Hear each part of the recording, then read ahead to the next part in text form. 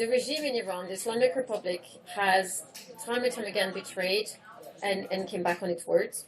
And so I don't believe that they will hold to the ceasefire if there's in fact one. I don't think there is a future for the Islamic Republic of Iran. Iran's proxies have been obliterated. And so, yes, Israel can breathe better. Israel has bombed quite extensively the capital, Tehran. There's also been an attack on US forces in both Qatar and Iraq, as well as a drone attack within Iraq.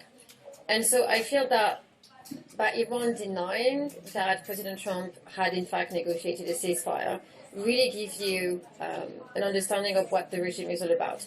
It's a lot about disinformation, misinformation. It never tells the truth. It cannot. It's not in the nature of the regime to do so. And also the desire to continue to pursue wars and all the threat that poses to human life and, of course, civilians in Iran. I think that Iranians understand that the regime is lying. I also think that the regime has to continue to portray itself as the great victor of this war against its abomination, its ideology, its desire to force people to abide by its rules, by its laws. And I feel that this is the end of the regime. And whether or not a ceasefire was in fact negotiated, I mean, Donald Trump did come out and confirm through a statement, so we have no reason to not believe him. He has told the truth so far. So I think that he brought himself a lot of credit. Israel has stopped its bombing. And so I tend to believe that, yes, there is a ceasefire in place. For how long, I don't know. The regime in Iran, the Islamic Republic, has time and time again betrayed and came back on its words.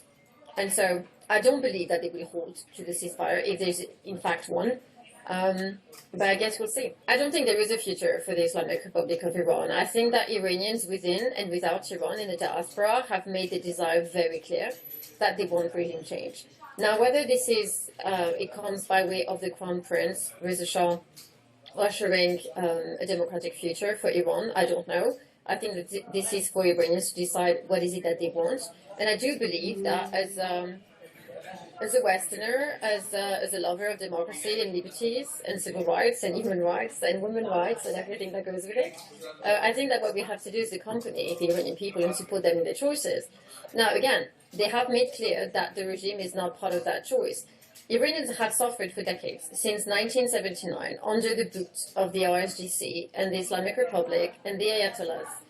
And they don't want it anymore. They understand that it's only buying them a lot of misery, a lot of pain, a lot of suffering. That is off the table. So now Israel can breathe a little better. Iran's proxies have been obliterated. And so, yes, Israel can breathe better. A lot of the people who commandeered and architected and financed October 7th have been taken out. And so, yes, the families of the victims, the Jewish community across the world and in Israel, and Israel itself can breathe a little better today. But I can't help but feel that there's something left that needs to be done, and that is regime change, but it is not for Israel to do. And so in that way, I would say that, yes, I agree with Benjamin Netanyahu that our goals